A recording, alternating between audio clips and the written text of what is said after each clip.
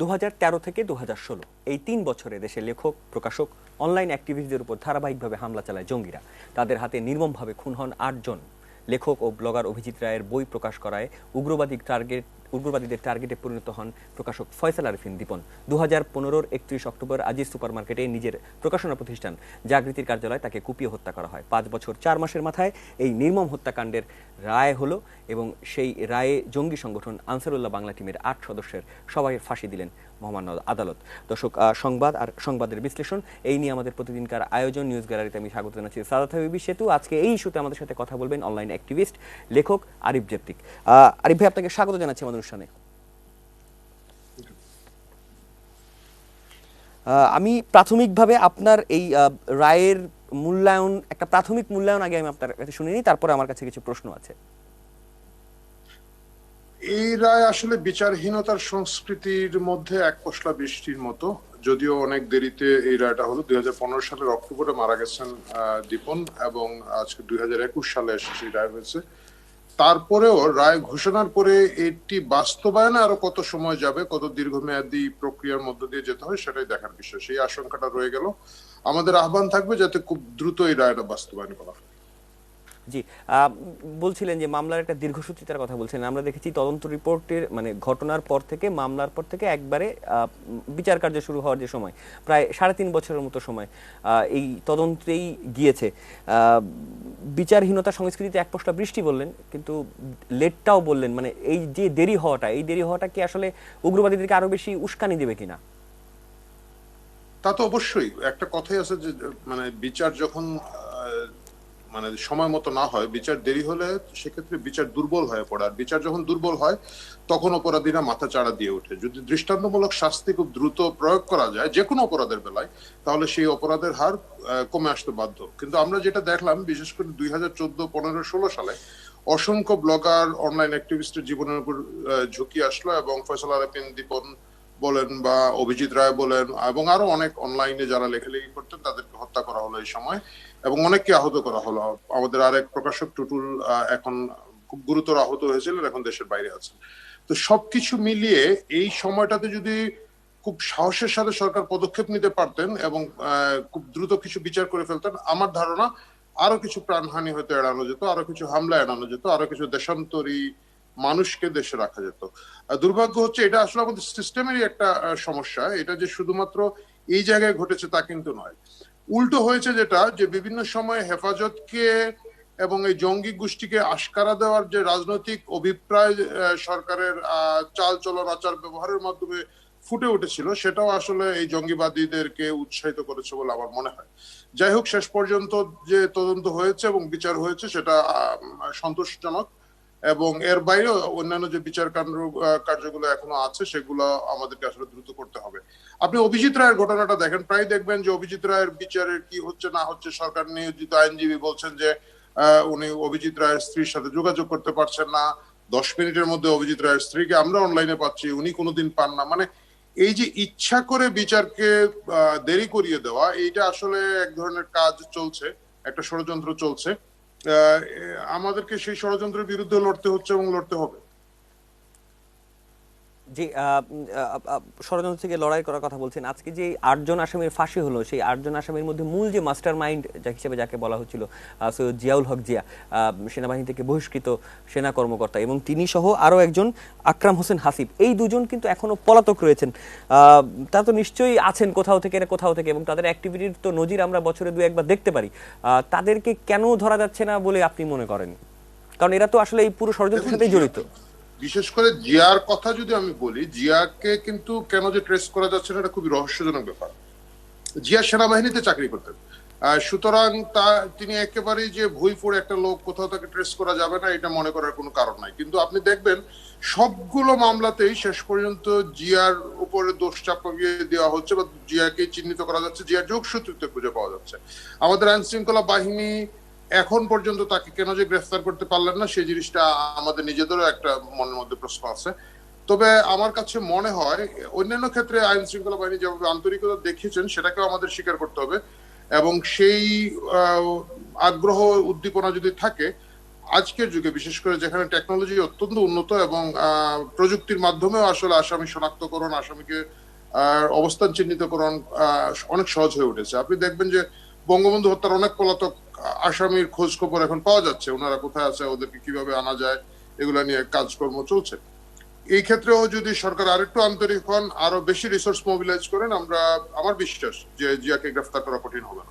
আমি আরিফ আপনাকে জানতে চাচ্ছিলাম যে এই আপনি বলছিলেন যে একটা বিচারহীনতার মধ্যে তাও তো বিচারটা হলো, এই সমসাময়িক সময়ে এই ঘটনাগুলোকে কেন্দ্র করে কিন্তু আমরা উগ্রবাদের একটা বিস্তার দেখতে পেয়েছি। মানে শাহবাগে যখন আন্দোলন হয়েছে তখন থেকে আসলে গুজবের যে নার্সারিংটা আমরা দেখতে পেয়েছি যেই পর্যায়ে, সেই পর্যায়ে আগে আমরা মানে আগে অনলাইনের সাথে অত বেশি অ্যাক্টিভও ছিলাম না আমরা। তো শাহবাগের পর থেকে যেই ট্রেন্ডটা চলছে এখনও সেই ট্রেন্ড চলছে, এখনও আমরা হেট স্পিচ অনেক বেশি পরিমাণ দেখছি এবং অন্যান্য ইস্যুতেও আমরা একজন সেলিব্রিটি একটা ছবি দিলেও আমরা দেখতে পাচ্ছি যে সেখানে নেতিবাচক কমেন্টস করা হচ্ছে, ইমান হাদিসের কথা বলা হচ্ছে।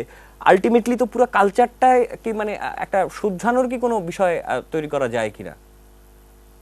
না, এটাকে আমি খুব একটা গুরুত্বপূর্ণ মনে করছি না। কারণ হচ্ছে এটা যে শুধু বাংলাদেশে ঘটছে তা কিন্তু না, আমাদের আশেপাশের দেশগুলোতেও ঘটছে। কারণ এটাকে ঠিক শাহবাগ আন্দোলন হয়তো একটা ট্রিগার পয়েন্ট ছিল, কিন্তু আসলে এরপরে কি হয়েছে, ইন্টারনেটের অনেক বিস্তার ঘটেছে। আমরা যখন প্রথম ব্লগ শুরু করি 2006-07 সালের দিকে, তখন ল্যাপটপে ইন্টারনেট ছিল, যেমন আমরাই মোবাইলে ইন্টারনেট খুব একটা পেতাম না, মানে খুব শৌখিন লোকজন যারা তারা হয়তো পেতেন, মানে স্মার্টফোন এত সস্তা ছিল না। এখন কি হয়েছে, এখন স্মার্টফোন গুলা ইন্টারনেট কে কনভার্ট করা, ইন্টারনেট ব্যবহার উপযোগী মোবাইল ফোন এবং অনেকগুলো অ্যাপ এসেছে। এইগুলোর কারণে একেবারে তৃণমূল পর্যায়ে অনেক বেশি ইন্টারনেট ব্যবহার বেড়ে গেছে। ইন্টারনেটের ব্যবহার যখন বেড়েছে তার অপব্যবহারও বেড়েছে। কারণ আমরা তো যতই বলি সাক্ষরতার হার হয়তো আমাদের আছে, শিক্ষার হার তো এত বেশি নয়। তো সেই কারণে বোঝ বুদ্ধির অভাব আছে, জ্ঞান বুদ্ধির অভাবের কারণে একটা বিপুল সংখ্যক জনগোষ্ঠী বিনোদনের স্বার্থে ইন্টারনেটকে ব্যবহার করছে এবং তারই প্রক্রিয়ায় এই যে ফেক নিউজের বিস্তার, গুজবের বিস্তার, হেড স্পিচের বিস্তার, এগুলো হচ্ছে। এগুলো সময়ের সাথে কমে আসবে, এগুলো খুব গুরুত্ব দেওয়ার কিছু নেই।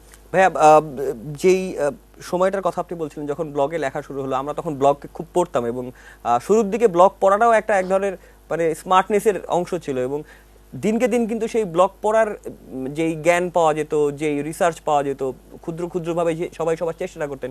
কিন্তু এই ঘটনাগুলোর পর কিন্তু এই ব্লগের কালচারটাই এক ধরনের আমি কি বলবো বিরাট ধরনের ক্ষতি হয়ে গেছে।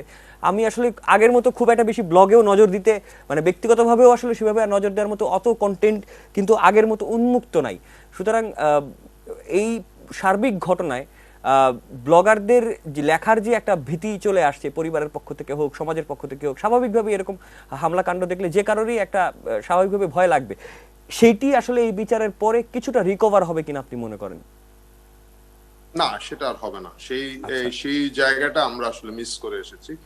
এই বিচারগুলো দিয়ে সেটাকে সামলানো যাবে না। কেন যাবে না আমি বলি, আক্রমণ যে শুধু মৌলবাদীদের গোষ্ঠীর পক্ষ থেকে হয়েছিল তা কিন্তু নয়। আক্রমণ সরকারের পক্ষ থেকে হয়েছিল এবং প্রবলভাবে হয়েছিল। মানে আমরা যে শুধু বাসাবাড়ি ছেড়ে বাইরে পালিয়ে থাকতাম মৌলবাদীদের ভয়ে, তা কিন্তু নয়। আমরা প্রায় সময় গুজব শুনতাম যে এই গ্রেফতার করতে আসছে, এই অ্যারেস্ট করে ফেলবে, এবং মানে দু একবার তো মিডিয়াতে উঠেছিল, আমার কথাই তো উঠেছিল যে আমাকে গ্রেফতার করা হয়েছে।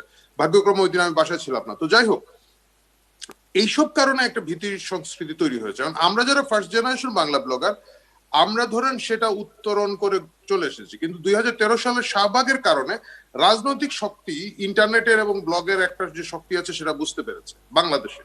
বিশ্বের বিভিন্ন দেশে তাই হয়েছে। ট্রাম্পের ঘটনা আমরা জানি, ট্রাম্পের নির্বাচন প্রভাবিত করা বা ব্রেক্সিটের নির্বাচন প্রভাবিত করা ইন্টারনেটকে একটা বড় আকারে দোষারোপ করা হয় বা ক্রেডিট দেওয়া হয়, যার কারণে সরকার এবং ক্ষমতার সাথে যে যারা জড়িত তারাও কিন্তু খুব স্ট্রংলি এই ইন্টারনেট স্পেসটাকে মনিটর করছেন। শুধু মৌলবাদীরা করলে কিন্তু সেটা সামাল দেওয়া যেত। আপনার মনে আছে যে আমাদের বন্ধু ব্লগার রাসেল পারভেজ মারা গেছেন, ওনাদেরকে ধরে রেখে সামনে কম্পিউটারের ছবি দিয়ে এই প্রেস কনফারেন্স করা হয়েছিল। মানে মনে হচ্ছিল ওরা কম্পিউটার চোর, মানে ব্লগার সামনে পিসিটা ওদের বাসার পিসিটি সিএমএ সামনে রেখে ল্যাপটপ মনিটর দিয়ে করা হয়েছিল। এই যে সরকারের নিষ্পেষণটা ছিল, এই সরকারের চাপ এবং একই সাথে মৌলবাদীর চাপ, দুই দিক দিয়ে যে চাপের কারণে বাংলা ব্লগের উন্মেষ অবস্থাতে আমি বলবো এটার এক ধরনের অপমৃত্যু ঘটেছে। তার সাথে টেকনোলজি আছে, ফেসবুকে এখন 3 শব্দ দিলে 200 লাইক পাওয়া যায়। কে কষ্ট করে 2000 শব্দের ব্লগ লিখবে? এবং যখনই লিখবে, এই যে সরকারের আইন কানুনও করা হয়েছে, এই যে ডিজিটাল নিরাপত্তা আইনের মাধ্যমে গ্রেফতার করা হচ্ছে, এই অনেক ধরনের নিপীড়ন নির্যাতন চলছে। কিন্তু এইটাকে বাধা কাটিয়ে নতুন করে বাংলা ব্লগের পরের প্রজন্মের লোকজন খুব একটা আগ্রহী হবেন বলে এই মুহূর্তে আমার মনে হয়। কিন্তু তাহলে মানে যখন আপনারা লিখতেন, আমি আপনাদের 2006-07 সময়কার কথাই বলছি, যে সময় আপনারা লিখতেন সেই সময় তো আপনারা অনেক সময় সরকারের বিপক্ষে বা যেটি আসলে শাসন ক্ষমতার খুব কাছের মানুষ আছে তাদের বিপক্ষে লিখতেন, এবং এখনো সেটি রয়েছে। আপনি বলছিলেন যে টেকনোলজির অনেক অ্যাডভান্স এসেছে, মানুষ অনেক কিছু দেখছে, লাইকের একটা বিষয় আছে, কিন্তু যারা আসলে কন্টেন্ট পড়তেন বা যারা কন্টেন্ট পড়া ভালোবাসতেন এবং কন্টেন্টকে রিরাইট করতেন, সেই গোষ্ঠীটা তাহলে মানে তাদের অপরচুনিটির জায়গাটা আসলে কোথায় সুইচ করছে? মানে একজন সাধারণ মানুষ তিনি যদি চট করে বই না পড়ে ভালো দুটো ব্লগ পড়ে অ্যাটলিস্ট একটা ধারণা নিতে পারেন, সেই জ্ঞানটা এখন সে কোন দিক থেকে পাবে? দুর্ভাগ্যজনক ভাবে বলতে হবে এই জায়গাটা আসলে সংকুচিত। আমি আগে যেটা বলেছি সংকুচিত হয়ে গেছে। কারণ হচ্ছে ব্লগে প্রথম দিকের যে লেখাগুলো আসতো সেগুলো হচ্ছে গবেষণাধর্মী লেখা, অনেক ধরনের মানে চ্যালেঞ্জ করা লেখা। যেমন ধরেন নিপীড়ন যে আগে ছিল না তা কিন্তু নয়। 2007-08 সালে যে তথাকথিত তত্ত্বাবধায়ক সরকার ছিল, তথাকথিত সিভিল সরকার ছিল, আমাকে কিন্তু ডেকে নিয়ে গিয়েছিল। তারপরে আরো অনেক ব্লগারকে তখন ডেকে নিয়ে যাওয়া হয়েছে, হুমকি ধমকি দেওয়া হয়েছে, আমাদের ব্লগ নামাতে হয়েছে, সচলায়তন ব্লক করেছিল ওরা। সো এই ধরনের নিপীড়ন কিন্তু শীর্ষস্থানীয় ব্লগারদেরকে মোটামুটি সামাল দিতে হয়েছে বা এটার ভিতর দিয়ে যেতে হয়েছে। আমাকে 2 বার কাফরুল থানা তখন ডেকে নিয়ে যাওয়া হয়েছে, তারপর অন্যান্য বিশেষ 2-1টা জায়গায় নিয়ে যাওয়া হয়েছে, সেটা অন্য কথা।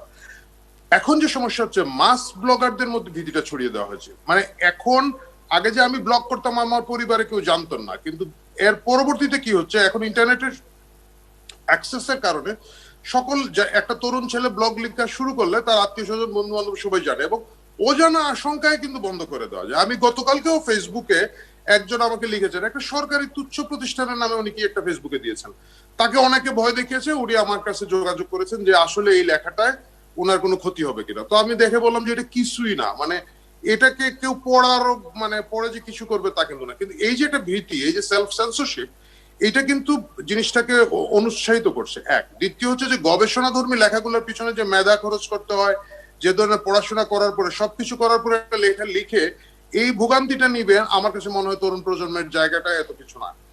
2006-07-08 আরেকটা জিনিস ছিল, আমরা পলিটিক্যালি এক ধরনের মোটিভেটেড ব্লগ ছিল, আমরা এটা প্রক্রিয়া ছিলাম। কারণ দেশে তখন একটা তত্ত্বাবধায়ক সরকার, সেনা সমর্থিত তত্ত্বাবধায়ক সরকার, এখান থেকে আদৌ নির্বাচনে আসবে কিনা না দেশ, কি কিভাবে এটা কন্টিনিউশন থাকবে, এই ভীতির জায়গাটা আমাদের ছিল। এবং সেই ভীতির জায়গা থেকে আমরা শুধু ব্লগ করেছি তা কিন্তু না, ব্লগ, পডকাস্ট, অন্যান্য মিডিয়াম গুলোকে আমরা ব্যবহার করেছি। আমাদের দেশের বাইরের প্রচুর ব্লগাররা তখন আমাদেরকে বিভিন্নভাবে সমর্থন দিয়েছেন, টেকনোলজিক্যাল সাপোর্ট পর্যন্ত দিয়েছেন। এই চ্যালেঞ্জ গুলো তো এখন কমে গেছে। এবং এর বাইরে যেটা হচ্ছে যে মৌলবাদীদের বিরুদ্ধে যে শক্ত অবস্থান ব্লগের ছিল, মানুষ দেখতে পাচ্ছে যে এরা বিভিন্ন শক্তি দ্বারা তোষণ হচ্ছে, এদেরকে খুশি রাখা হচ্ছে। এবং এটা করতে গিয়ে যারা ভালো লেখেন, যারা চেষ্টা করেছিলেন মৌলিক কিছু লেখার, মৌলিক গবেষণার জায়গা থেকে আনা, মৌলিক আর্গুমেন্ট গুলোকে তুলে আনা, তাদেরকে কারণে অপ্রয়োজনে নিপীড়ন করা হচ্ছে। আমি শেষ প্রশ্ন করি, এই জন্য কি বইমেলায় এখন, এই জন্য কি এখন বইমেলায় এমন বই খুব বেশি চলছে, প্যারাডক্সিক্যাল সাজিদের মতো বইগুলো বেশি চলছে, মোটিভেশনের বই বেশি চলছে? আমি যদি 6-7-8-এর কথা বলি, মানে আমি কোরিলেট করলাম এই কারণে, কারণ যারা ভালো ব্লগ লিখতেন তারা একটা সময় ভালো বইও লিখতেন এবং আমরা অপেক্ষায় থাকতাম তার ব্লগ পড়ে। তার মানে কি সার্বিকভাবেই একটা শিল্পে মানে যারা লিখেন গবেষণা করেন সেটি ক্ষতিগ্রস্ত হয়ে গেল এবং সেটি আপাতত পুষিয়ে নেওয়ার কোনো অপশন আপনি দেখছেন না? না, প্রথম কথা হচ্ছে কি, এই যে প্যারাডক্সিক্যাল সাজিদ বলেন বা এই ধরনের যে বইগুলো লিখেন, আমি এইগুলাকে কিন্তু সাধুবাদ জানাই। মানে আমাদের সব সময় কথা ছিল আপনি একটা লেখার বিরুদ্ধে 100টা লেখা লেখেন। মানে এখন যদি এই বইটাকে আমার অপছন্দ মনে হয় বা যুক্তি দুর্বল মনে হয়, আমি আর 5টা লেখা লিখে সেই বিতর্কে অংশ নিব। মানে যে কারো বই লেখার অধিকার আছে যে কোনো জিনিস নিয়ে, মানে কোপানোর তো অধিকার নাই, আরেকজনকে মেরে ফেলার অধিকার নাই। একজন একটা কথা বলেছেন, আপনার পছন্দ হয় না, আপনি 20টা বই দিয়ে সেটাকে আর্গুমেন্ট দিয়ে ঠিক করেন, পাঠক দুটো পড়ে সিদ্ধান্ত নিবে যে কোন যুক্তিটা নিবে বা কোন মতাদর্শটা সাথে তার মিল রয়েছে। সেটাতে আমি কোনো সমস্যা দেখি না। সমস্যা যেটা হচ্ছে যে বই মেলায় কিন্তু গত কয়েক বছর ধরে আপনারা জানেন যে খুব বেশি কড়াকড়ি করা হয়, কিন্তু মানে গোয়েন্দা সংস্থার লোকজনকে অনেক বই পড়ে এই করে, এই যে এক ধরনের ভয়, সরকার নিজেই ভয় পায় আসলে। তো ওই জায়গাটা কি হচ্ছে, যখন আপনি ফসল ফলানোর জায়গা ধ্বংস করে দিবেন, আগাছা বাড়বেই, আগাছা জন্মাবেই, এটাতে আপনি খুব অস্বীকার করার কিছু নেই। আজকে দীপন ভাই মারা যাওয়ার পরে বা টুটুল ভাই দেশের বাইরে চলে যাওয়ার পরে আমরা দেখেছিলাম শ্রাবণ প্রকাশনের তো প্রকাশ বন্ধ করে দিয়েছে বাংলাদেশে, শ্রাবণ প্রকাশের বই করতে দিবে না। আরো একটা প্রকাশনীকে, আরেকজন প্রকাশককে গ্রেফতার করা হয়েছিল, তার প্রকাশনা সংস্থাকে বন্ধ করে দেওয়া হয়েছে। মানে কোন ধরনেরই সুযোগ এই বইমেলায় স্পেসটা নাই। তো এখানে প্যারাডক্সিক্যাল সাজেদ বা এই ধরনের বইগুলার পরিবেশটাই এখন পর্যন্ত আছে। সুতরাং তারা লিখছেন, আমি সেই লেখাকে স্বাগত জানাই অসংখ্য ধন্যবাদ। এবং আমি আশা করি যে লেখার মাধ্যমে লেখার জবাব হবে। জি জি, আপনাকে অসংখ্য ধন্যবাদ আমাদেরকে এতক্ষণ সময় দেওয়ার জন্য। আপনাকে ধন্যবাদ। দর্শক, আমার হাতে একটি কাগজ রয়েছে, যে কাগজে আসলে টেস্ট যে পয়েন্ট টেবিল, সেই পয়েন্ট টেবিলটি গতকাল প্রকাশিত হয়েছে এবং সেই টেস্ট পয়েন্ট টেবিলে বাংলাদেশের অবস্থান সবচেয়ে নিচে। বাংলাদেশ খেলেছেও কম সিরিজ, এইখানে সবচেয়ে কম সিরিজ খেলা দলটা আসলে বাংলাদেশ, তারপরে আছে শ্রীলঙ্কা। শ্রীলঙ্কার একটা উইন আছে, কিন্তু বাংলাদেশের এখনো জয়ের কোনো মানে মুহূর্ত আমরা কিন্তু পাইনি টেস্ট চ্যাম্পিয়নশিপে। আজকে আমাদের সাথে এই বাংলাদেশের আগামীকাল সকালবেলা যে টেস্ট খেলা, সেই টেস্ট খেলা এবং সার্বিক খেলাধুলা নিয়ে আমাদের সাথে যুক্ত হয়েছেন ক্রীড়া সাংবাদিক বর্ষণ কবির। বর্ষণ, আপনি নিশ্চয়ই আমাকে শুনতে পাচ্ছেন, আপনাকে স্বাগত জানাচ্ছি। ধন্যবাদ আপনাকে। দাদা, স্বাভাবিকভাবেই প্রথম প্রশ্ন আসে, কালকের টেস্ট আসলে কত গুরুত্বপূর্ণ? আমি এই জন্যই আসলে পয়েন্ট টেবিলটা সামনে আনলাম, যে পয়েন্ট টেবিলে একদম তলানিতে, একদম 0 পয়েন্টে বাংলাদেশ। কিভাবে দেখছেন? আগে প্রাথমিক মূল্যায়নটা শুনি। এটাকে ভালোভাবে দেখার কোনো কারণও নাই, কিন্তু আপনি প্রথমেই বলেছেন যে বাংলাদেশ খুব বেশি ম্যাচও খেলেনি, পাকিস্তানের বিপক্ষে অ্যাওয়ে সিরিজ খেলেছে এবং এর মধ্যে বাংলাদেশ যে যখন আইসিসি টেস্ট চ্যাম্পিয়নশিপের অংশ হিসেবে সবগুলো ম্যাচ খেলা শুরু করেছে, করোনাও চলে এসেছিল এর মধ্যে। তো বাংলাদেশের এই ম্যাচটা বলার কোনো সন্দেহ থাকে না যে খুবই গুরুত্বপূর্ণ। শুধুমাত্র পয়েন্ট টেবিলে কিছু পয়েন্ট পেলাম প্রথমবারের মতো, সেই নিরিখেই নয়, বাংলাদেশকে আসলে নিজেদের মাঠে বাংলাদেশ যে একটা অজেয় বা এক ধরনের অপ্রতিরোধ রূপে দেখা দিয়েছিল 2016 থেকে। 16-17-তে আমরা জানি যে ইংল্যান্ড এবং অস্ট্রেলিয়া যথাক্রমে বাংলাদেশ হেরে গিয়েছে, কিন্তু তারপরে আমরা দেখেছি যে আমরা জিম্বাবুয়ের কাছেও হেরেছি, তারপর আফগানিস্তানের কাছেও এই করোনা যুগ শুরু হওয়ার আগে বা করোনার সময় ঠিক আগের টেস্টটা এই চট্টগ্রামে আমরা হেরে গিয়েছিলাম। তার মানে ওয়েস্ট ইন্ডিজের সঙ্গে চট্টগ্রামে যখন টেস্টটা আমরা হেরে গেলাম, তখন মনে হচ্ছে এটা একটা আকস্মিক ব্যাপার, কারণ চতুর্থ ইনিংসে এত রান তারা করে যে তার রেকর্ড এই এশিয়ার মাটিতে নেই। তাই আমরা চমকে গিয়েছি, কিন্তু আমাদের ট্রেন্ড কিন্তু উপর থেকে আবার অনেক নিচের দিকে নামছিল, সেটা আমরা খুব ভালো মতো খেয়াল করি। অবশ্যই গুরুত্বপূর্ণ, বাংলাদেশকে প্রমাণ করতে হবে। 9 বছর আগে বাংলাদেশ শেষবার নিজের মাটিতে ওয়েস্ট ইন্ডিজের বিপক্ষে সিরিজ খুইয়েছিল। তো এই আশঙ্কা আছে যে এই টেস্টটা ড্র করলেও ওয়েস্ট ইন্ডিজের ঘরেই সিরিজটা চলে যাবে। এখন স্পিন দিয়ে বাংলাদেশ কতটুকু পর্যুদস্ত করতে পারে ক্যারিবীয়দের, সেটার জন্য অপেক্ষা। জি, আমি এই প্রশ্নটি একটু পরে আসবো। আপনি বলছিলেন চট্টগ্রামের কথা, আফগানিস্তানের সাথে হেরে যাওয়ার কথা, চট্টগ্রামে ওয়েস্ট ইন্ডিজের সাথে হার হলো। চট্টগ্রামের শেষ আফগানিস্তানের সাথে লাস্ট টেস্ট ম্যাচ খেলেছিলেন সৌম্য সরকার। সৌম্য সরকারকে নিয়ে খুব আলোচনা হচ্ছে, সাকিবের বদলি হিসেবে আপাতত বিসিবির চিন্তায় সৌম্য সরকার রয়েছেন। এই টেস্টকে ঘিরে গণমাধ্যমে আপনাদের যারা সকল কলিগরা রয়েছেন, তারা লিখেছেন যে সৌম্যর টেস্ট খেলার চান্স সবচেয়ে বেশি। যদিও কিছুদিন আগে রাসেল ডোমিঙ্গো নিজেই বলেছেন সৌম্যকে তিনি ফিনিশার হিসেবে গড়ে তুলতে চান। ডান দিক হচ্ছে কিনা, মনে হচ্ছে কিনা, বা যদি আমার কোনো বোঝার ভুল থাকে সেটা একটু বুঝিয়ে দেওয়া। না না না, ডান দিক তো বটে, বাংলাদেশের ক্রিকেটের কোনটা আবার এক কেন্দ্রিক? সবই তো একবার উত্তরে একবার দক্ষিণে এইভাবে যাচ্ছে, এটা নিয়ে সন্দেহের কোনো অবকাশ নেই। যেমন একজন অলরাউন্ডার হিসেবে মোসাদ্দেক হোসেন সৈকতের নামটাও চলে এসেছিল সৌম্য সরকারের জায়গায়, সেটা শেষ বিকেলে দুবাই থেকে তিনি ফিরে আসার পর কেন ওখানে কি হলো, এখানে একটা ধোঁয়াশা আছে। কিন্তু that could be a good choice for Bangladesh cricket selectors to select him, ওই পর্যন্ত ওয়েট করছিল। কিন্তু ওই যেহেতু বাংলাদেশ কালকে একজন পেসার নিয়ে খেলবে বলেই আমরা জানি, এবং সেই পেসারটির নাম সম্ভবত আবু জায়েদ রাহি, আর তিনি যদি শেষ বেলায় না খেলেন তাহলে তাসকিন আহমেদ তাজিম। তো একজন পেসার খেলবে, এবং তাহলে সৌম্য সরকারকে যদি নেওয়া হয়, তার স্লো মিডিয়াম পেস বোলিংটাও কাজে লাগবে। আবার একাধারে সাদমান ইসলাম যেহেতু, মানে আসলে এই সিদ্ধান্তটা ত্বরান্বিত করেছে সাদমান ইসলামের আজকে সকালবেলা হোটেল ছেড়ে দেওয়া, যেহেতু গ্রেড 1 ইনজুরি তিনি পেয়েছিলেন এবং সেখান থেকে রিকভার করতে পারেননি, ফিটনেস টেস্টে উতরাতে পারেননি। সুতরাং সেখানেই আসলে সৌম্যর এন্ট্রিটা হয়ে গেছে।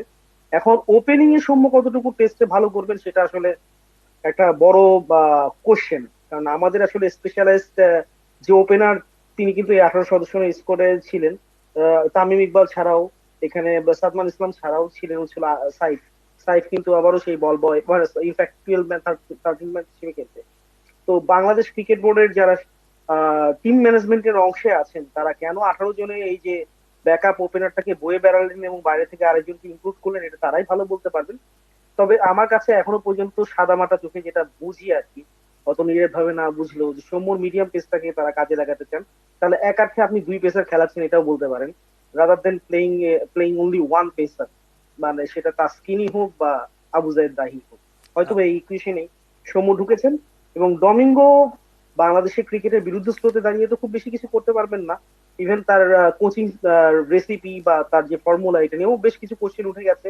চট্টগ্রামকে টেস্টে 395 রান হারার পরও করার পরও হেরে যাওয়ার কারণে তার ট্যাকটিক্যাল ব্যাপারগুলো নিয়ে ইনপুট কেমন হচ্ছে, ক্যাপ্টেন্সি নিয়ে যেমন মমিনুলকে প্রচন্ড তির্যক আমরা বিদ্ধ করছি, একই সঙ্গে তার কোচিং যে মেথড এটা নিয়েও কিন্তু কোশ্চেন ওঠা শুরু করেছে। সুতরাং এই টেস্টটা ডমিঙ্গোর চেয়ে বেশি ডমিঙ্গো এবং মুমিনুল এই দুজনের চেয়ে বেশি কেউ জিততে যাচ্ছে না, এটা নিশ্চিত থাকে।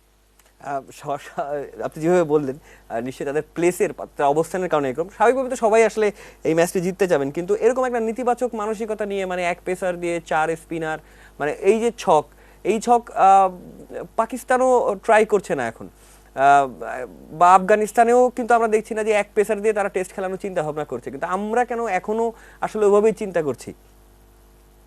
কারণ আমাদের টেস্ট নেশন হিসেবে আমাদের যে বেসটা আছে এটা আসলে খুব ফর্মিডেবল পজিশনে কখনোই ছিল না, এটা তো অস্বীকার করার কোনো উপায় নেই। আমরা ঘরের মাঠে যেটাই শুরু করেছি 2014-15 পর থেকে খুব কন্টিনিউয়াসলি বড় বড় দলগুলোকে আমরা হারানো শুরু করেছি। শ্রীলঙ্কায় গিয়ে আমরা একটা টেস্ট ম্যাচে জিতেছি, কিন্তু ওই পর্যন্ত ট্রেনটা যতটুকু ঊর্ধ্বমুখী ছিল, আমি আগেও বলেছি, সেটা আবার নিম্নগামী হওয়া শুরু করেছে। সুতরাং আমরা এই যে এক পেসার যে থিওরি বা ফর্মুলাতে বাংলাদেশ এগোচ্ছে, এখানে আসলে এত পিছনে থাকা অবস্থায় একটা দলকে আপনি খুব দোষারোপও করতে পারবেন না। কারণ এই একটা টেস্ট ম্যাচে আপনি 3 জন পেসার খেলিয়ে আবার হেরে যাওয়ার মধ্যেও খুব সাহসিকতা বা দুঃসাহসিক হওয়ার মতো অবস্থায় বাংলাদেশ ক্রিকেট টিম এই মুহূর্তে নেই। কারণ আপনি দেখেছেন নিজেই যে সর্বনিম্ন পয়েন্টে একদম তলানিতেই আছে বাংলাদেশ, একদম শূন্য পয়েন্ট রয়েছে। বসন্ত ভাই, একদম শেষ প্রশ্ন আপনার কাছে করতে চাই, কালকে সকালবেলা খেলায় কালকে যে 3টা সেশন আপনার কাছে কি মনে হচ্ছে? প্লেয়ারদের অ্যাটিটিউড, পরিবেশ, প্রেসার সবকিছু মিলে আগামীকাল দিনটা কেমন যাবে একটু ছোট্ট করে যদি বলতেন। বাংলাদেশ আসলে সবকিছু নিয়েই তাদের যে রণপরিকল্পনা, তারা সবকিছু নিয়ে ঝাঁপাবে, এ ব্যাপারে কোনো সন্দেহ নেই। কিন্তু এটা বুঝতে হবে যে তারা এখন ব্যাকফুটে আছে। বাংলাদেশকে এমন একটা স্কোর করতে হবে যদি প্রথমে ব্যাট করে, যেটা তারা সিকিউর করতে পারবে, ডিফেন্ড করতে পারবে। এবং জানেন মিরপুরে গতবার যখন মিরাজের এগেনস্ট ওয়েস্ট ইন্ডিজ খেলেছিল, সেখানে 12 উইকেট পেয়েছিলেন মিরাজ ওই টেস্টে, এবং ক্যারিবিয়ার হেরেছিল, এবং ওখানে হোয়াইট ওয়াশটা মোটামুটি চূড়ান্ত হয়ে গিয়েছিল। তো সেই হিসেবে বাংলাদেশের আসলে অপরচুনিটি আছে মিরাজকে সামনে রেখে, যেহেতু সাকিব নেই, তাইজুল এবং অন্যদেরকে নিয়ে ওদের টুটি চেপে ধরা, এছাড়া বাংলাদেশের কাছে আর কোনো অপশনও নেই। আপনাকে অসংখ্য ধন্যবাদ বর্ষণ কবির আমাদের সাথে এতক্ষণ থাকবার জন্য। আপনাকে ধন্যবাদ। নিউজ গ্যালারির এই পর্যায়ে আমরা ঘড়ির কাটাতে 12:30 অলমোস্ট বাজে, একটু অন্যরকম ভাবেই করি আয়োজন। নিউজ গ্যালারির শেষ অংশটা আজকেও অন্যভাবেই হবে। আজকে আমাদের সাথে আছেন ত্রিবেণী পান্না, আপনাকে স্বাগত জানাচ্ছি আমাদের সেটে। কেমন যাচ্ছে? আপনি নিজে গানে পড়াশোনা করেছেন, এখন গানের পড়াশোনা শিক্ষকতাও করছেন পড়াশোনা শেষ করে, কেমন মনে করেছিলেন, কেমন যাচ্ছে? ধন্যবাদ, অনেক ধন্যবাদ। কেমন যাচ্ছে আসলে এখনো তো আমি যেহেতু টিচিং প্রফেশনে আছি, তো বলবো এখনো তো আমাদের স্কুল কলেজ খুলেনি, বাসায় থাকতে হয় অল টাইম, আমাদের অনলাইনে ক্লাস নিতে হচ্ছে।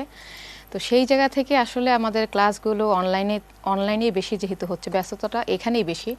আর এখন ফেসবুক লাইভটা বেশি হচ্ছে, টিভি প্রোগ্রাম তো থাকেই, কিন্তু ফেসবুক লাইভটা থাকার কারণে এদিকে ব্যস্ততা বেশি থাকছে এখন। আচ্ছা, করোনা কালে তো আসলে স্কুলগুলো অনলাইনে চলছে, গানের স্কুলও অনলাইনে। এখন গানের স্কুলের অনলাইনটা কি একটু টাফ না? নরমাল স্কুলে পড়ানো আর গানের তাল ঠিক রাখা, নয়েজ থাকে। তাল আসলে কি তাল যদি আমি তাল নিয়ে বসি তাহলে ঠিক আছে, কিন্তু বাইরে যদি থাকে, স্টুডেন্টদের সাথে যদি তবলা থাকে, তো সেক্ষেত্রে দেখা যায় কি অ্যাডজাস্ট হয় না, সেক্ষেত্রে আসলে তবলাটা থাকে না, এইটাই আর কি প্রবলেম। দর্শক যারা দেখছেন আমাদেরকে, তারা তো নিশ্চয়ই বুঝে গেছেন একজন শিল্পী আমাদের সাথে আছেন, গানের শিক্ষক, সামনে একটা হারমোনিয়াম আছে, একটা গান শোনা যায়। নিশ্চয়ই। কি গান শুনবো? যেহেতু ভাষার মাস চলছে, তো আমি শহীদদের প্রতি শ্রদ্ধা রেখে অবশ্যই দেশের গান শুরু করছি।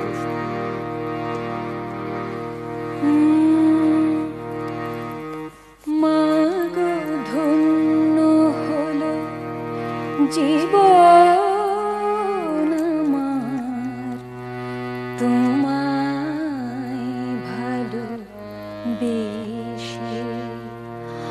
আমি প্রাণে পেয়েছি, মানে পেয়েছি তোমার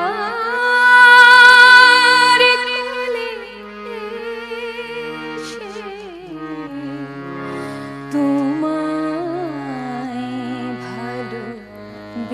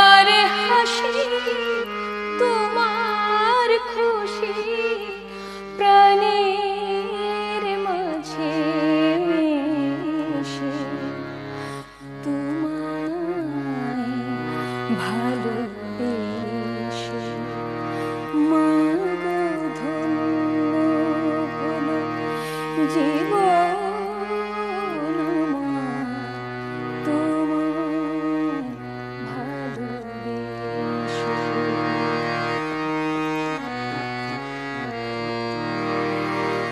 তুমি আমার ধাত্রী মাগো, তুমি আমার জল ক্ষেত খামারে মাগো, তুমি সোনা বরণ দেশ, সোনা তোমার মাটি, সে যে সোনার চেয়ে খাঁটি,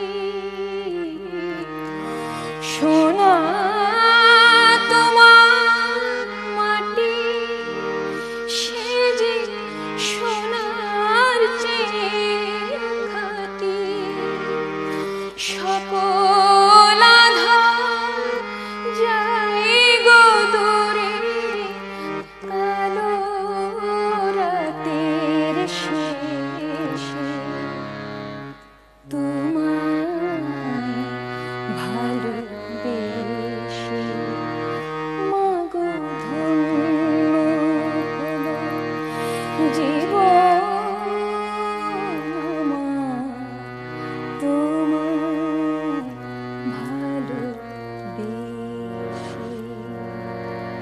বাহ, অসাধারণ। খুব মানে পিসফুল লাগলো আর কি গানটা শুনে।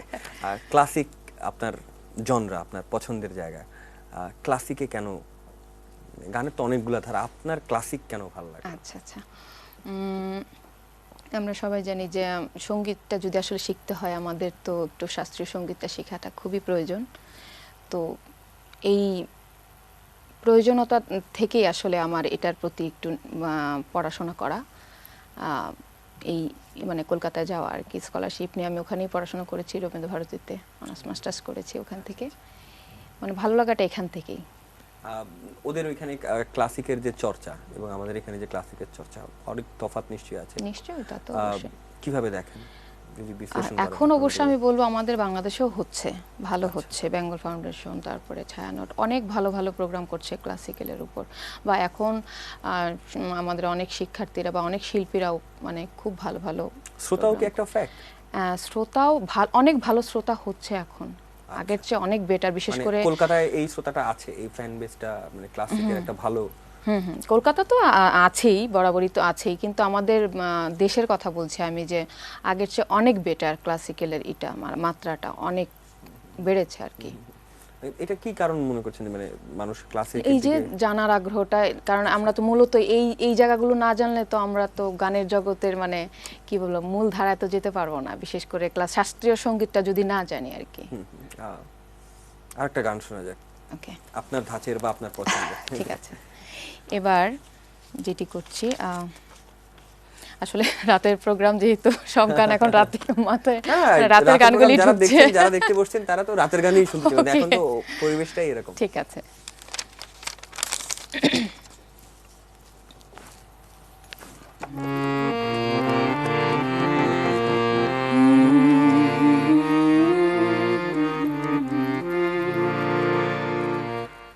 আকাশের হাতে আছে এক রাশি, বাতাসের আছে কিছু গন্ধ, রাত্রির গায়ে জ্বলে জোনাকি, তটিনীর বুকে মৃদু ছন্দ। আকাশের হাতে আছে এক রাশি, বাতাসের আছে কিছু গন্ধ, রাত্রির গায়ে চলে জোনাকি, তটিনীর বুকে মৃদু ছন্দ। আকাশের হাতে আছে এক রাশি।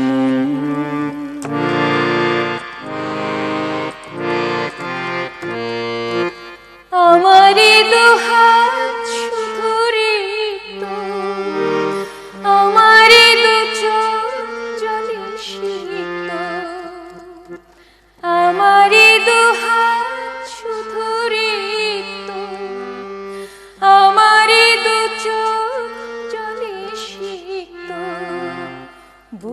ভরা নীরবতা নিয়ে করুণ, বুক ভরা নীরবতা নিয়ে করুণ, আমারই দুয়ার হলো বন্ধ।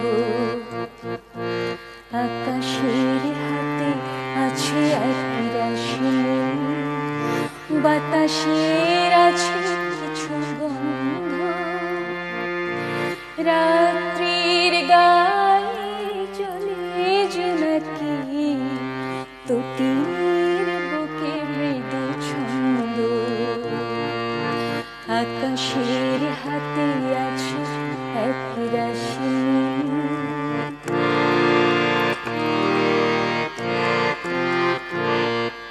ভেবে তো পাই না আমি কি হলো আমার, লজ্জা প্রহরী কেন খোলে না গোদার। ভেবে তো পাই না আমি কি হলো আমার, লজ্জা প্রহরী কেন খোলে না গোদার।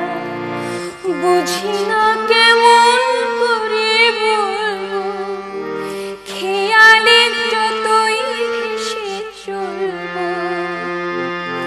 বুঝি না কেমন করে বলবো, খেয়ালে কতই ভেসে চলবো। বললে বললে করে তবু বলা হলো না, বললে বললে করে তবু বলা হলো না। জানি না কিসের এত দ্বন্দ্ব, আকাশের হাতে আছে এক রাশি নীল, বাতাসের আছে কিছু গন্ধ, রাত্রির গায়ে চলে জোনাকি, তটিনীর বুকে মৃদু ছন্দ। আকাশের হাতে আছে এক রাশি নীল। বাহ। গান যখন শুরু করেন, ছোট থেকে শুরু করেন, ইন্সপায়ারেশনের জায়গাটা? ইন্সপিরেশনটা হচ্ছে বাবা মা সবার প্রথমেই। আচ্ছা।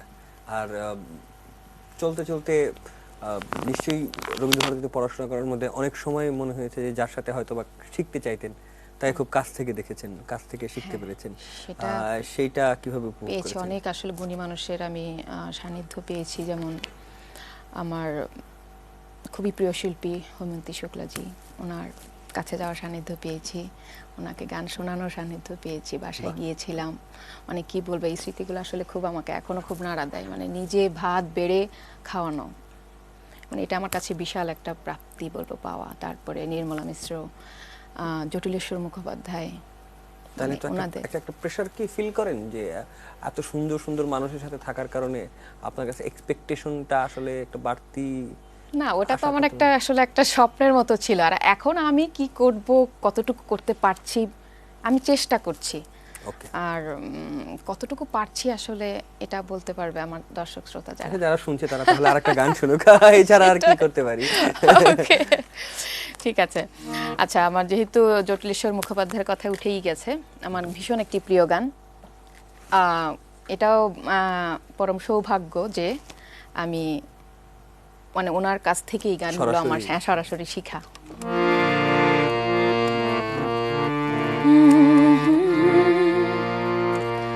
আমি ফুলকে যেদিন ধরবে আমার সাজে ভরেছি, আমি সেদিন থেকে যে তা বাজি হেরেছি। আমি ঝড়কে যেদিন কেঁদে শেখে আমার মাঝে করেছি, আমি সেদিন থেকে যে তা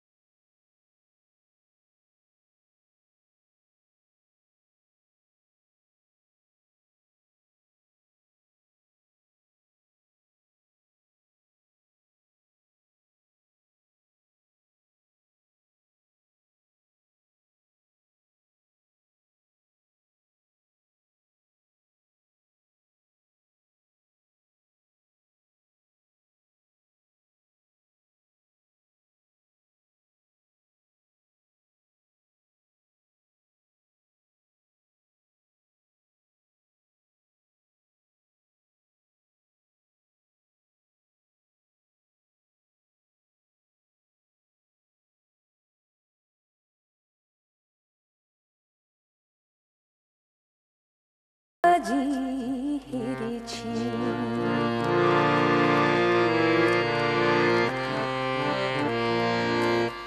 মিথ্যে ফাগুন সাজিয়ে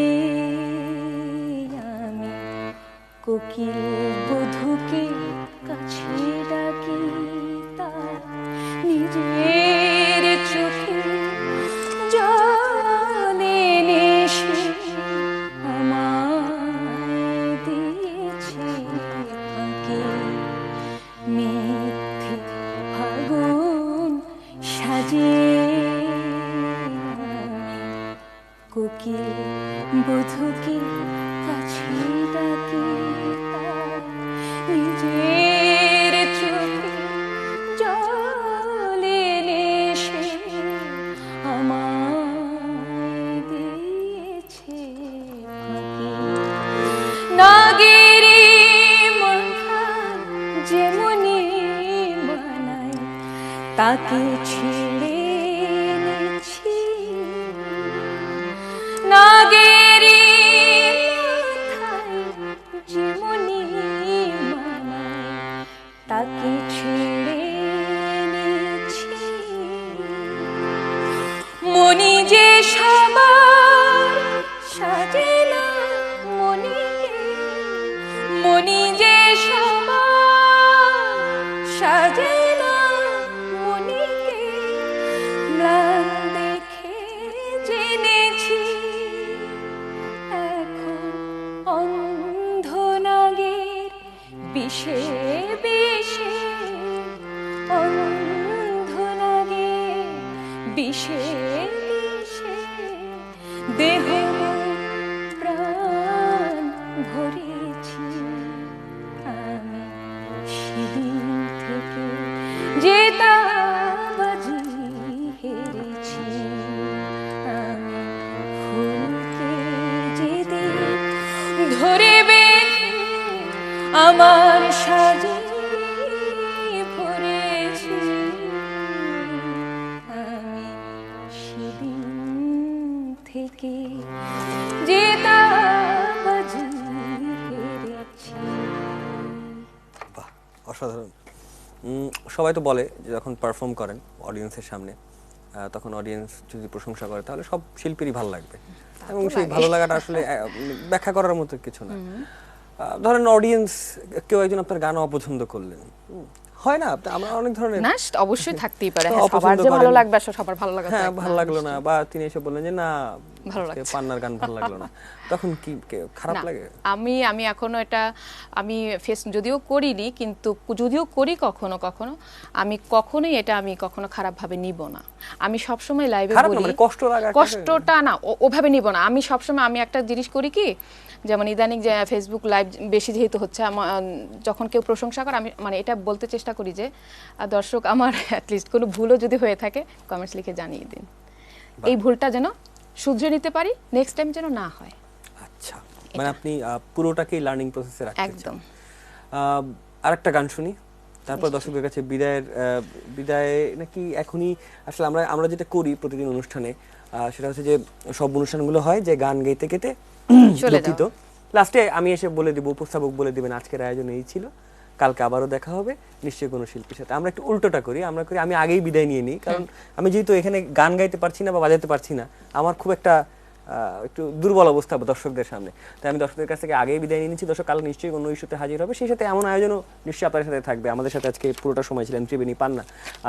পান্নার শেষ গান দিয়ে আমরা বিদায় নিব। তার আগে পান্নার কাছে শেষ প্রশ্ন, অনুষ্ঠানটা কেমন লাগলো? আপনি নিজে এখানে বসে খবর দেখলেন, আবার এখন গানও হচ্ছে, আর আপনার যদি কিছু বলার থাকে তো সত্যি বলবো তো? হ্যাঁ হ্যাঁ, আচ্ছা ঠিক আছে, আমার খুবই ভালো লেগেছে। আমি যদিও কি বলবো এটিএন নিউজে এই মানে ফার্স্ট টাইম, ভীষণ ভালো লেগেছে আসলে, আর এই পরিবেশে তো প্রথমই নতুন আমি, আর ভালো লেগেছে। আর এটিএন নিউজকে অসংখ্য ধন্যবাদ, আর যারা আমাকে আমন্ত্রণ জানিয়েছে তাদের প্রতি আমার অনেক শ্রদ্ধা ভালোবাসা। আর এটিএন নিউজের সাথেই থাকুন, আর সুস্থ গান শুনুন, গানের সাথে থাকুন, সঙ্গীতের সাথে থাকুন। যেতে তো ইচ্ছা করছে না, সো এরকমই একটা গান।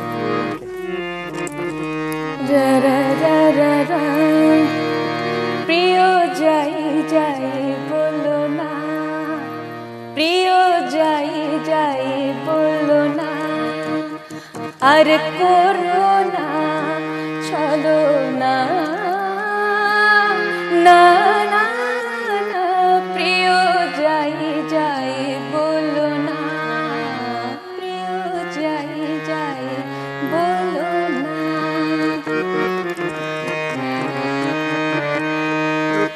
আজ মুকলি মোর হিয়া মাঝে, না বলা কত কথা বাজে। আজ মুকলি মোর হিয়া মাঝে, না বলা কত কথা বাজে। অভিমানী লাজে বলা যে হলো না, অভিমানী লাজে বলা যে হলো না, না না না, প্রিয় যাই যাই বলো না, যাই যাই বলো না। কেন শরমে বাঁধিল কে জানে, কেন শরমে বাঁধিল কে জানে। আঁখি তুলিতে নরেল আঁখি পানে, শরমে বাঁধিল কে জানে। আঁখি তুলিতে নরেল আঁখি পানে, প্রথম প্রণয় ভেরু কিশোরে, যত অনুরাগ তত লাজে মরে। প্রথম প্রণয় ভেরু কিশোরে, যত অনুরাগ তত লাজে মরে। এত আশা সাত চরণে দোলনা, আশা সাত চরণে দোলনা, না না না, প্রিয় যাই যাই বলো না, প্রিয় যাই যাই বলো না, আর করো না চলো না, না না না, প্রিয় যাই যাই বলো না, যাই যাই বলো না।